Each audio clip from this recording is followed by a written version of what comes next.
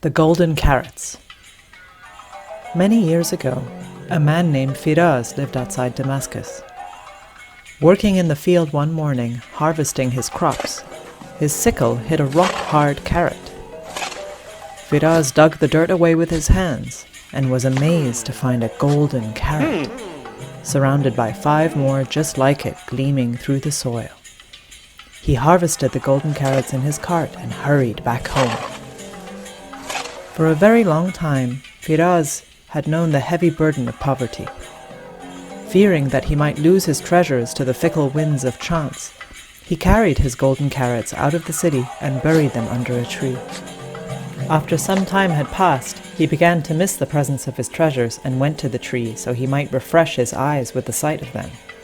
But when he dug the ground in front of the tree, he discovered that his carrots were gone. Suddenly, the happiness of the morning plunged into an evening of bitterness and disappointment. Ashamed, he didn't know what friend and whom to confide. Each day, the emptiness of his heart and his future only deepened. One day he went to visit his cousin, Majid, who said to him, "I have for several days noticed a sad change in your health, my friend.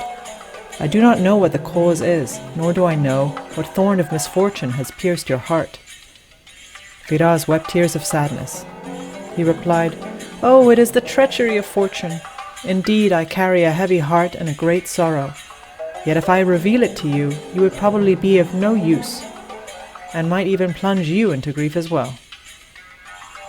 Majid said, "The hearts of good friends are like looking glasses, giving and taking secrets with each other. It is at times necessary that they should tell each other any troubles they may fall into, so that together they can take whatever steps are needed." Firaz sighed. "Dear friend, I had some golden carrots. They were my life savings. Fearing that they could be stolen, I carried them to a certain place and buried them under a tree. And when I next visited, they were gone." The wise Majid was alarmed. "Truly I am sorry. Indeed, this is a serious dilemma, and I'm afraid it may be difficult to get on the track of your carrots.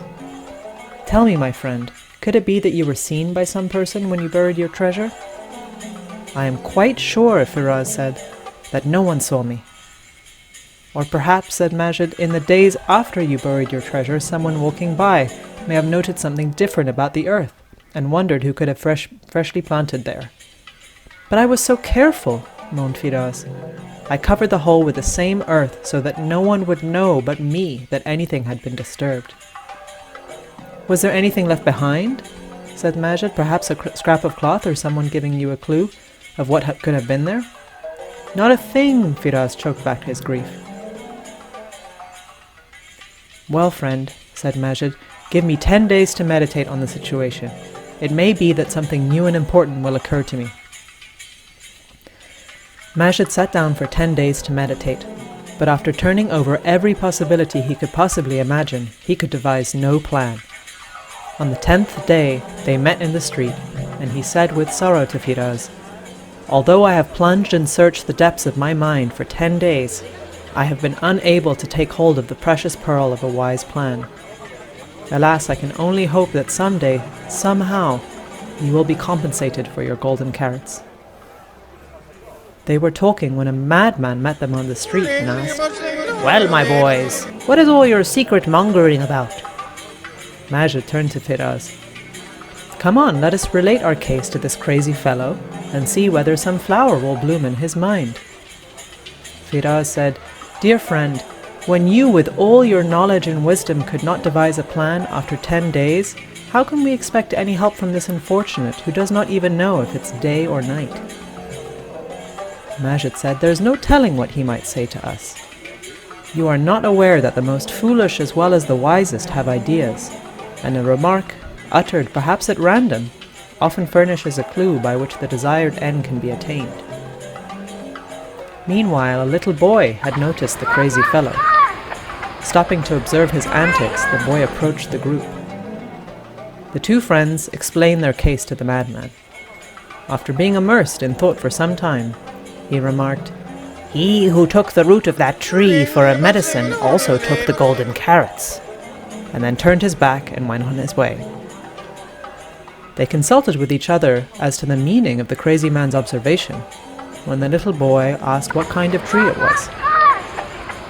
Firaz replied that it was an apricot tree.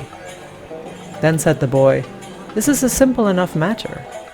Ask all the doctors in the city what patient they prescribed as medicine at the roots of the apricot tree."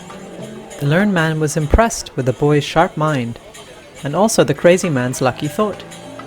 Being very well acquainted with all the physicians in the city, he made inquiries till he was told by one of them that about 20 days before he had prescribed a remedy for a merchant named Khadija, who suffered from asthma, a medicine that could only be derived from the root of the apricot tree.